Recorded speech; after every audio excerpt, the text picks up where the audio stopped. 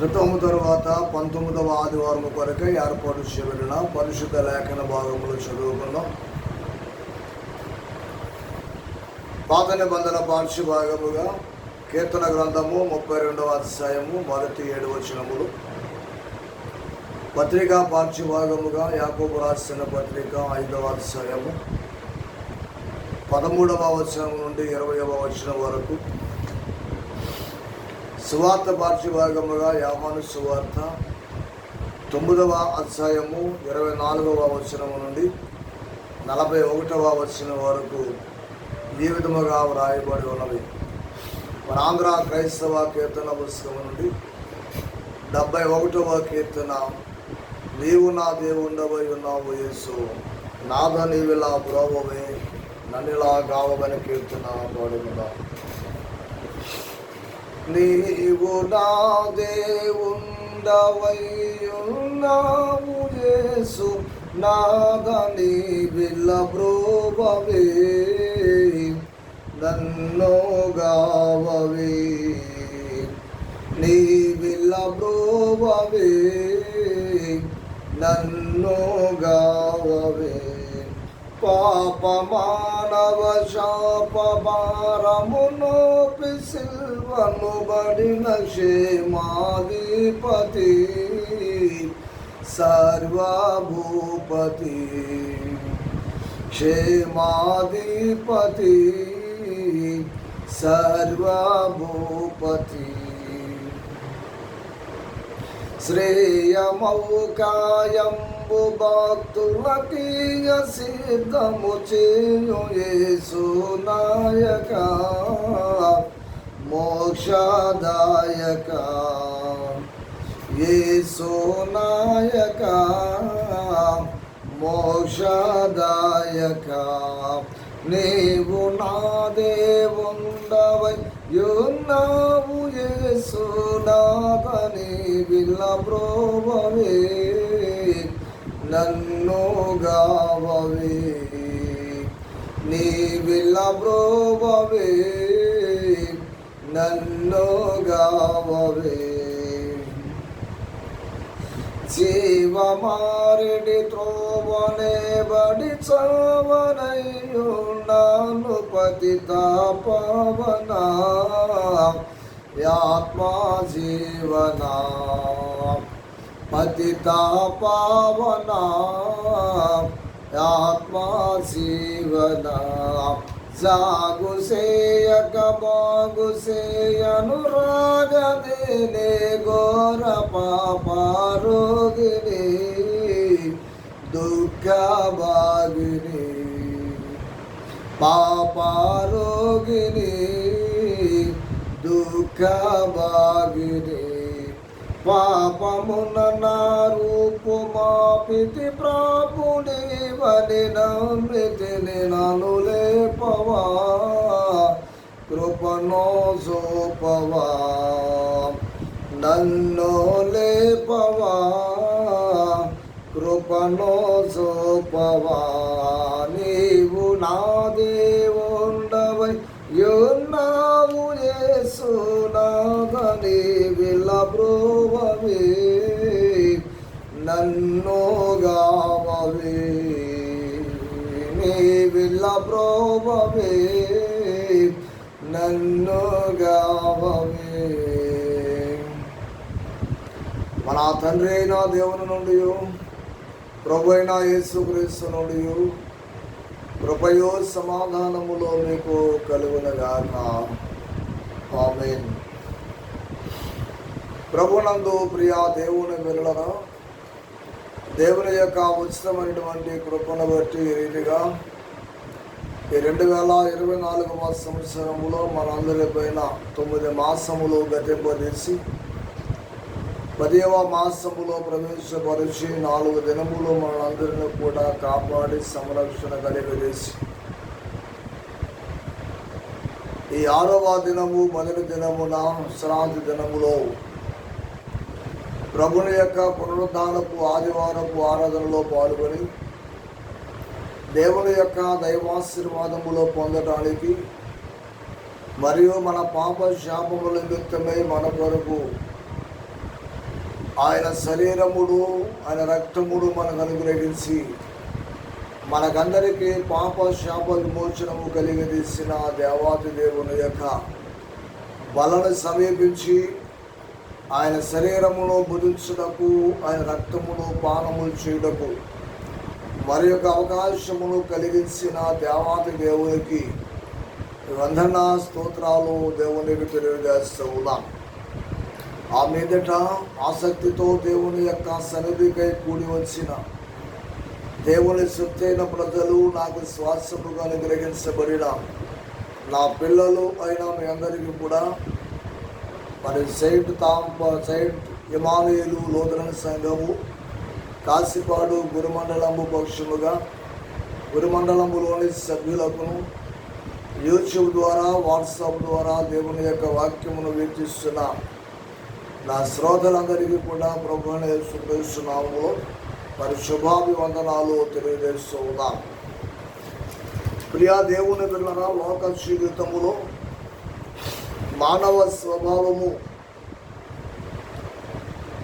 ఆది మానవులైనటువంటి ఆదాము హవ్వలు మొదలుకొని నేటి వరకు కూడా మనుషులందరూ చేసిన పాపమును ఒప్పుకొనుటకు ఇష్టపడని పరిస్థితి మానవులది. పాపము చేయడం అనేది మానవుని యొక్క నైజమని ఆదాము హవ్వలు నిరూపించారు. పాపము చేసినప్పటికీ కూడా తీర్పు సమయంలో కానీ, దాని అవకాశము వచ్చినప్పుడు కానీ ఆ తప్పిదమును ఒప్పుకోకపోవడం అనేది కూడా వారి నుండే ఈ నైజము మనందరికీ వచ్చిందని కూడా తెలియజేస్తూ ఉన్నాం. ఆదామాని ఎక్కడ అన్నప్పుడు సమాధానం బాగానే చెప్పాడు, కానీ నీకు ఈ సిగ్గుని ఎవరికైనా తెలియదు సందీపులప్పుడు చేసిన తప్పిదమును చేసిన విధంగా ఒప్పుకొనక అవ్వ పైన పెట్టడం, అవ్వ సర్పం పైన పెట్టడం, ఇది అబద్ధానికి లేక ఒప్పుకోవడానికి ఇష్టము లేక చేసినటువంటి కార్యక్రమం. అదే రీతిగా తన వలన కలిగినటువంటి కుమారుడు కయీను తన తమ్ముడైన హేబేలును చంపినప్పుడు స్వయముగా దేవుడే నీ తమ్ముడైన హేబేలు ఎక్కడ అడిగినప్పుడు అతడు కూడా ఆదాము చెప్పినటువంటి సాగే చెప్పి, నేను అతనికి కావలివలన నాకేమో తెలుసని అబద్ధమైనటువంటి సంగతిని జ్ఞాపకం చేస్తూ ఉన్నాం. ఇలాగున్న ప్రతి మానవుడు కూడా చేసిన పాపమును కప్పుకొని రాకడా దినమునకు ఉగ్రతను సమకూర్చుకుంటున్న ఈ మానవ సమాజంలో మేలుకొల్పడానికి దేవుడు మాకు ఇచ్చిన ఈ గొప్ప సామర్థ్యమును బట్టి మరి దేవునికి కృతజ్ఞతాస్తుతులు చెల్లిస్తూ ఉన్నాను. ఈనాటి వాక్యము ద్వారా ప్రతి ఒక్కరూ కూడా సరైన అవగాహన చేసుకుంటూ భక్తి జీవితంలో పాపమును ఒప్పుకొని విడిచిపెడితే కనికరము పొందుతామన్న ఆ దేవుని యొక్క వాగ్దానమును మనం అనుభవించినటువంటి వారముగా ఉండాలని జ్ఞాపకం చేస్తూ ఉన్నాం. అయితే దేని బట్టి పాపము చేయడం మానవుని యొక్క నైజమే, కానీ దేవుడు అంటున్నాడు పాపము చేసినప్పటికీ కూడా, చేస్తున్న వారమైనప్పటికీ కూడా దేవుని వలన మనకు దేవుడుగా వెసులుబాటు కలిగించాడని మనము గుర్తించాలి. అది ఎలా ఆలోచన చేసినప్పుడు చేసిన పాపమును ఒప్పుకొని విడిచిపెడితే కనికరించబడతామని జ్ఞాపకం చేస్తూ ఉన్నాం. కానీ అపవాది ఏం చేస్తూ ఉందండి, ఆ పాపమును ఒప్పుకోనియకుండా రకరకాలుగా మానవ స్వభావములో వ్యతిరేకమైనటువంటి మాటల చేత మానవుని యొక్క హృదయాన్ని నింపుచు దేవుడు ఇలాగున వెనుకబాటు చేస్తూ ఉన్నాడు. కనుక అపవాది తంత్రములు మనము గుర్తించి మన పాపమును విడిచిపెట్టి దేవుని వారసులముగా మరలా మనము కావడానికి దేవుని యొక్క కృపకు మీరందరూ పాత్రలే ఉండాలని నేను తెలియజేస్తూ ఉన్నాను. పాత నిబంధన పాఠ భాగములో దేవుని బిడ్డలారా, పాపమును దేవుని దగ్గర ఒప్పుకున్నటువంటి దావీదు పాపమును ఒప్పుకొనక లేక పాపమును కప్పుకొనక ఒప్పుకోవాలనేటువంటి విషయాన్ని ఈరోజు వాక్యము ద్వారా మనం తెలియపరుస్తూ ఉన్నాం. ఇక రెండవదిగా చూస్తే పత్రిక పాఠములో ఒకరితో ఒకరు పాపములు ఒప్పుకోవాలి, ఒకరి పాపములు మరి ఒకరు ఒప్పుకోవాలి. మూడవ పాఠములో చెబుతున్నటువంటి మాట, మనుషుల ఎదుట మనము చేసినటువంటి అపరాధములను పాపములలో ఒప్పుకోవాలి అని 3 లేఖన భాగాలు కూడా మనకు తెలియపరుస్తూ ఉంది. కనుక పాత నిబంధన పాఠములో దేవుని దగ్గర తాను చేసిన పాపమును ఒప్పుకున్నటువంటి దావీదును చూస్తే కనుక దేవుని యొక్క మాటలు మనం తెలియపరుస్తూ ఉన్నాడు. కీర్తన గ్రంథము 32వ అధ్యాయము 5వ వచనాన్ని మీకు జ్ఞాపకం చేయడానికి ఇష్టపడుతున్నాను. నా దోషమును కప్పుకొనక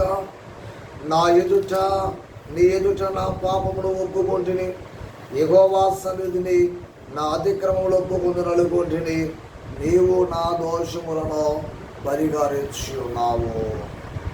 దేవుడికి స్తోత్రము చెప్పండి.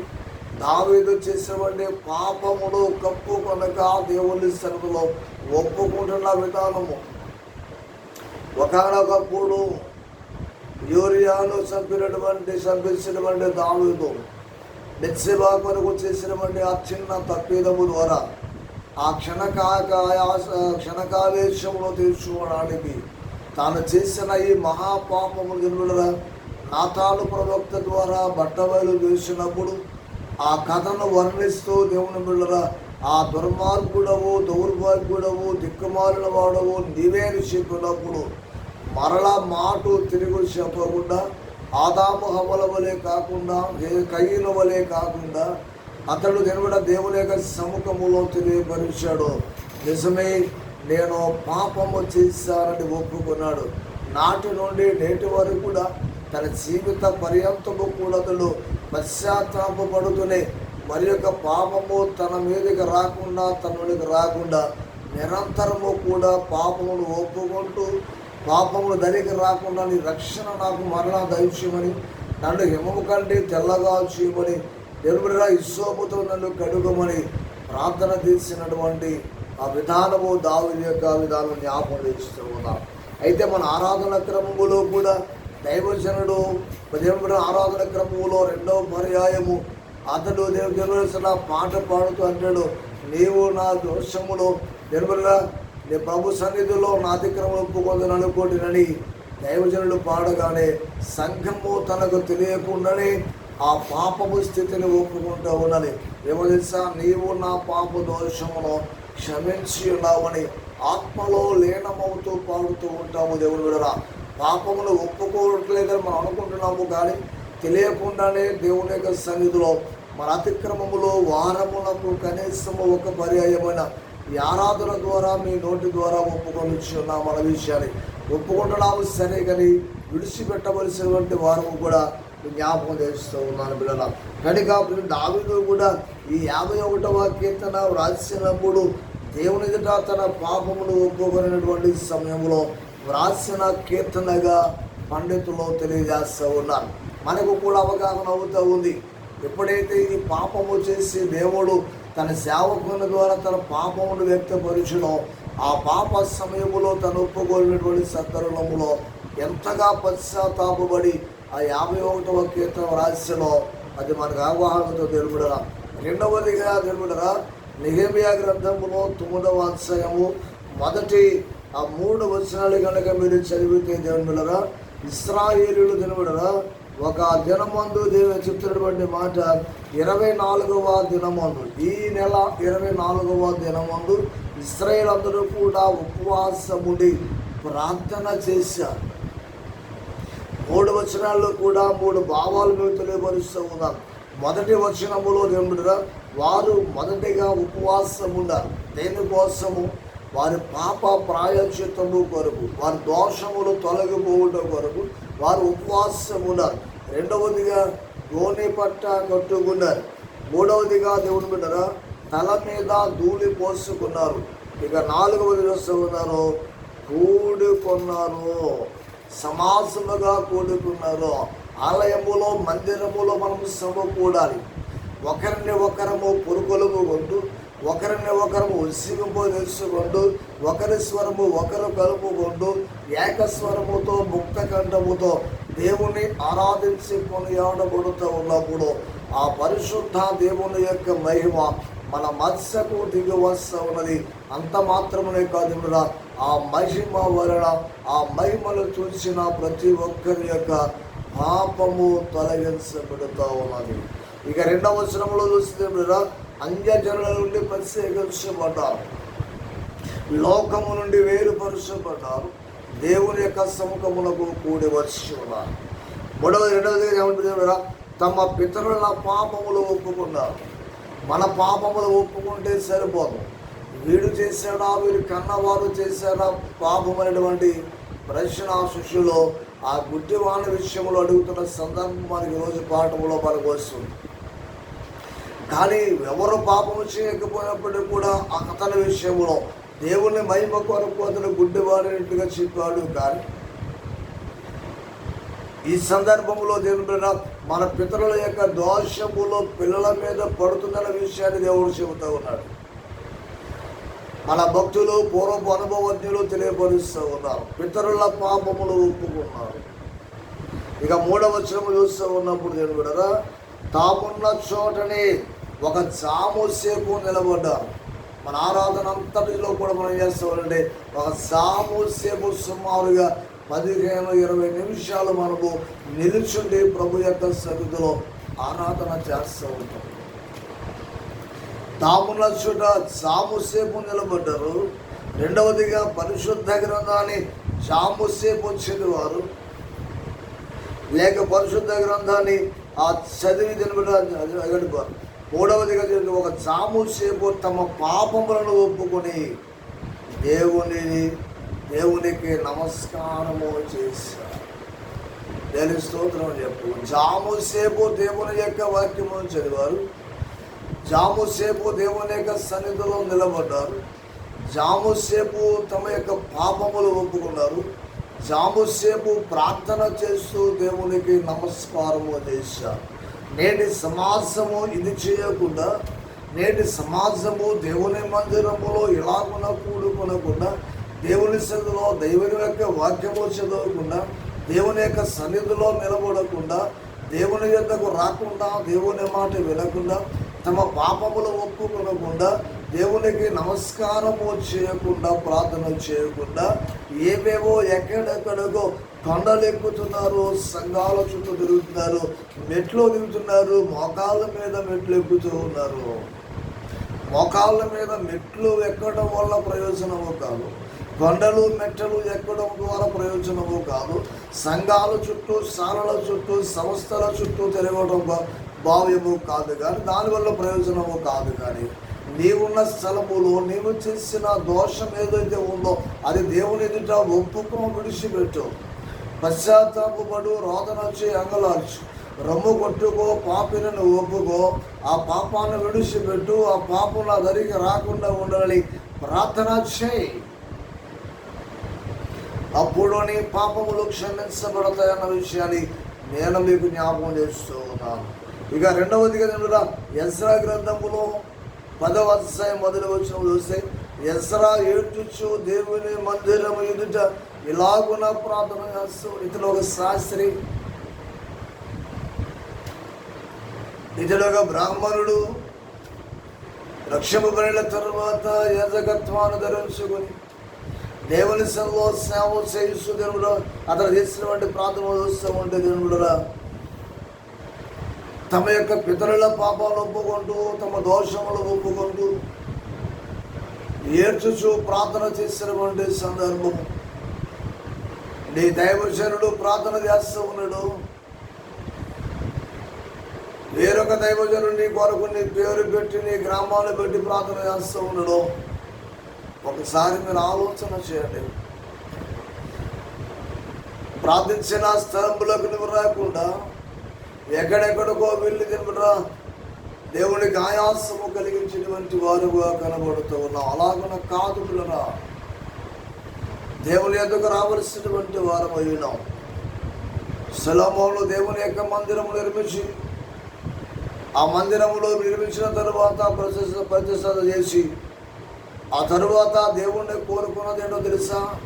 దినవృత్తాంతం 2వ గ్రంథము 6వ అధ్యాయం 21వ వచనంలో నీ సేవకుడును నీ జనుల ఇశ్రాయేలులందరూ దేవుడు అలాగున్న ప్రార్థన చేసిన వల్ల ఆ ప్రార్థన ఆలకించి వారి మనములు విని వారిని క్షమించమని ప్రార్థన చేశారు. సొలొమోను చేసినటువంటి ప్రార్థన దేవుడు ఆలకించు. సొలొమోనుకు దేవుడు ప్రత్యుత్తరం ఇచ్చినట్టు తెలుసు. అదే అధ్యాయంలో, అదే గ్రంథములో 7వ అధ్యాయము 12 నుంచి 15 వరకు చదివితే సొలొమోను ప్రార్థన వినిన తరువాత దేవుడు సొలొమోను చెప్పినటువంటి విషయాన్ని గమనిస్తే కనుక ఆ రాత్రి దేవుడు సొలొమోనుకు ప్రత్యక్షమై, నీవు నీ జనులు చేసినటువంటి ప్రార్థన చేసినప్పుడు ఎవరైతే తన్ను తాను తగ్గించుకొని విధేయత కలిగి తమ పాపములు ఒప్పుకొని ప్రార్థన చేస్తారో నేను వారి మనవులు విని ఆలకించి వారిని వారి దేశమునే క్షమిస్తానని చెప్పాలి. దేవుని స్తోత్రము చెప్పాలి. నా ప్రియ దేవుని బిడ్డలరా, దేవుని యొక్క దివ్యమైనటువంటి వాక్య ప్రకారముగా వ్రాయబడినది ఒక మాదిరి చూపిస్తూ ఉన్నప్పుడు ఈ మోడల్ అనుసరించకుండా, ఈ మాదిరిని అనుసరించి నడుచుకోకుండా వేరొక మార్గం ఎంచుకొని వెళితే నీకు ప్రయాస, ఆయాస, ఖర్చు, నష్టము తప్ప నీవు పొందే మేలైతే కనుక ఉండదన్న మాట గుర్తు చేస్తూ ఉన్నాం. కనుక సువార్త పాఠంలో, మన పత్రిక పాఠంలో చూస్తే పాపముల విషయంలో ఒకరితో ఒకడు పాపములు ఒప్పుకోవాలట. యాకోబు పత్రికలో 5వ అధ్యాయం 16వ వచనములో మనుషులు తమ హృదయములో ద్వేషము పెంచుకుంటూ దేవుని సన్నిధిలోనే ఉంటూ పాపములు ఒప్పుకోకుండా, సమాధాన పడకుండా ఎన్ని గోపురాలు ఎక్కినా, ఎన్ని లోయలు దిగినా, ఎన్ని మెట్టలు ఎక్కినా, ఎన్ని మెట్టులు ఎక్కినా, నువ్వెన్ని మెట్టులు దిగినా నీకు అలసట తప్ప ప్రయోజనము కాదు. దేవుని దగ్గర దేవుడు పాపములు ఒప్పుకోవాలి. దేవుని దగ్గర పాపములు ఒప్పుకున్నటువంటి వాడు విరోధిని కూడా క్షమించమని అడగాలి. యేసు ప్రభు కానుక బిడ్డ దగ్గర ఉన్నప్పుడు ఆ కానుక బిడ్డ దగ్గర ఒక సందర్భంలో చెప్పాడు, నీవు కానుక అర్పిస్తున్నప్పుడు నీకెవరైనా విరోధిని జ్ఞాపకం వచ్చినప్పుడు నీవు వెళ్ళి వారిని మొట్టమొదటిగా ఈ అర్పణ అక్కడే విడిచిపెట్టి నీ వెళ్ళి నీ యొక్క శత్రువుని విరోధిని క్షమించమని కోరుకురా, క్షమించిరా, అప్పుడు వచ్చి ఈ అర్పణ అర్పణ అర్పించమని ప్రభు జీవితంలో ఉంటూ ఉన్నాడు. కానీ దేవుడా ఇలాగున్న కనీసం పొరుగు వారిని ప్రేమించకపోగా, శత్రువుని క్షమించడం చేతగాక పగలను పెంచుకుంటూ పైకి మాట్లాడుతూ ద్వేషముతోనూ అసూయతోనూ దేవుని సరే నిర్లక్ష్యముగా మనము కాలక్షేపము చేస్తూ ఇతరులకు హాని కలిగజేస్తూ, ఇతరులకు నష్టాన్ని కలిగజేస్తూ, ఇతరులను బాధిస్తూ బాధాకరమైన మాటల చేత కృంగదీస్తూ దేవునికి ఆయాసమును పుట్టిస్తూ పైకి మంచి మాటలు చెబుతూ ఉన్నప్పుడు దేవుడు అట్టి వారిని ఇష్టపడతారని అనుకుంటున్నారేమో, కానీ ఎప్పటికీ కాదు కానేరదు దేవుని బిడ్డలకు చేస్తూ ఉన్నారు. కనుక మత్తయి సువార్త 5వ అధ్యాయంలో 23-24 వచనంలో సహోదరునితో సమాధానపడాలి. మత్తయి సువార్త 6వ అధ్యాయంలో 19-16 వచనంలో ప్రభు ప్రార్థనలో చెప్పాడు, మనుషుల యొక్క అపరాధములను మా అపరాధములు క్షమించినట్లుగా మేము కూడా మా యొక్క అపరాధములను క్షమించినట్లు. అంటే మనం మనుషుల యొక్క అపరాధములు క్షమించినప్పుడే దేవుడు మన అపరాధములను క్షమిస్తామన్న విషయాన్ని ఈ ప్రభు ప్రార్థనలో మనకు ప్రభు నేర్పించాడు. మార్కు సువార్త 11వ అధ్యాయం 25వ వచనంలో మీరు నిలవబడి ప్రార్థన చేసినప్పుడల్లా నీ సహోదరుని క్షమించాలి, నీ పొరుగువాణ్ణి క్షమించాలి, నీ శత్రువులు క్షమించాలి, నీ భగవాన్ని క్షమించాలి. తండ్రుల ఇది మనము చేయకుండా, నీ ఇంటిలో నీకు సమాధాన పడకుండా, నీ ఇంటి వారికి నువ్వు న్యాయము చేయకుండా, నీ ఇంటి వారికి నీవే అన్యాయము చేస్తూ నీవు చేసిందే న్యాయం అనుకుంటూ దేవుడు న్యాయము చేయటము లేదని బాధలని నాకే వచ్చినటువంటి ఆలోచన రానియకండి. దేవుని యొక్క ఉగ్రతకు గురి కాకుండా మాట జ్ఞాపకం చేస్తూ ఉన్నాడు. ఇక స్వార్థ పాఠములో మనం చూస్తూ ఉన్నప్పుడు మనుషుల ఎదుట పాపం ఒప్పుకోవాలి. మనుషుల ఎదుట ఎవరైతే ఒప్పుకుంటాడో పరలోకమందు నా తండ్రి ఎదుట నేను వారిని ఒప్పుకుంటానని ప్రభు సెలవిస్తూ ఉన్నాడు. ఈ పుట్టుబిడ్డబడినటువంటి మనుషుని యేసు స్వస్థపరిచాడు.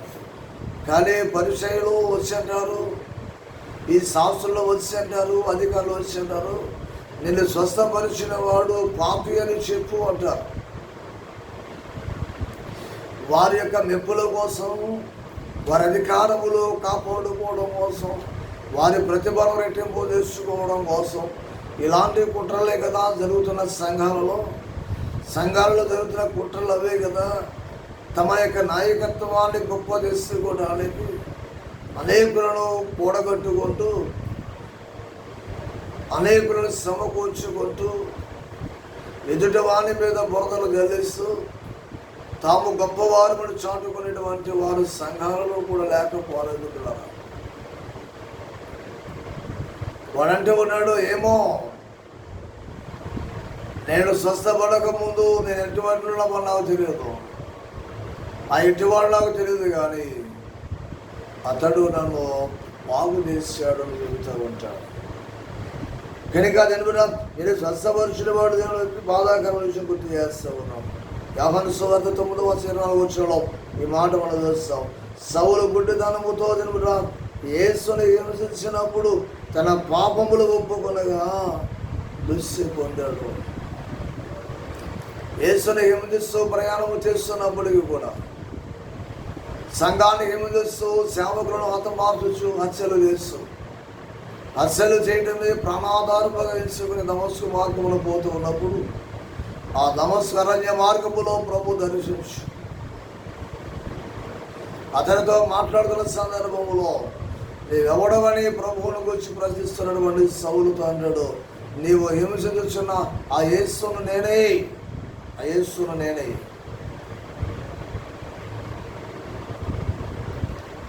ఎవరు బిడ్డరా, వెంటనే అతడు ప్రార్థన చేశాడు. 3 దినములు అన్నపానములు మానాడు, ఉపవాసం ఉన్నాడు.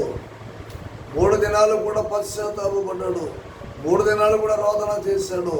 3 దినాలు అంగలార్చాడు.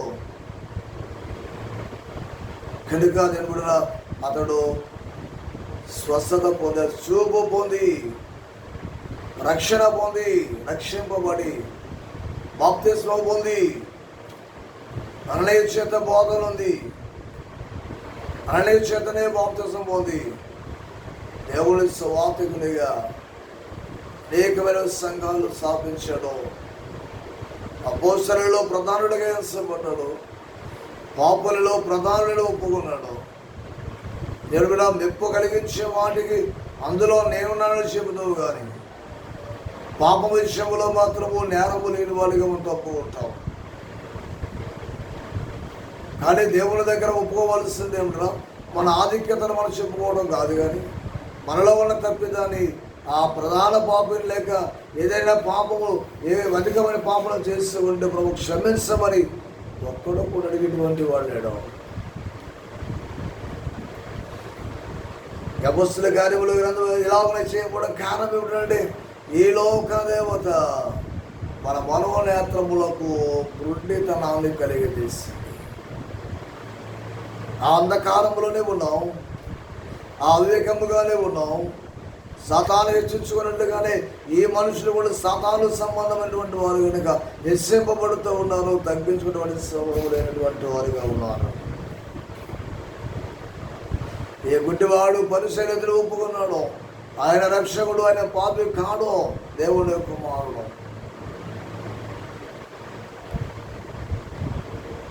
శిలువ ధ్యానములో పాడటమే కాదు, సందర్భం పిల్ల పాట మనం పాడుకోవాలి. నేడే నీ పాపములో పూకు, నీ పాపడాగులో తోడోచోకో, నీ ఆత్మ తనువులో శుద్ధి పరాచోకో, నీ యేసు రక్తములో.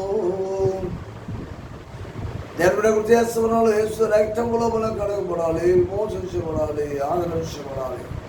ఆయన శరీరం ఉదిస్తూ ఉన్నప్పుడు ఆయన శరీరము మన శరీరంలో ఉన్న శరీర కార్యములు పరుచుకున్నాడు. కానీ ఆ రక్తములు పానము చేస్తున్నప్పుడు, ఈ రక్తములు పానము చేస్తూ ఉండే ఈ రక్తము ద్వారా నా అంతరంగంలో ఉన్న ప్రతి అపరాధమును తొలగించిన పరిశుద్ధులను చేయమని పశ్చాత్తాపముతో పాలన సమీపించినటువంటి వారు ఉన్నారు. ఎవరు తమ పాపలు ఒప్పుకుంటారో వారు క్షమించబడతారు.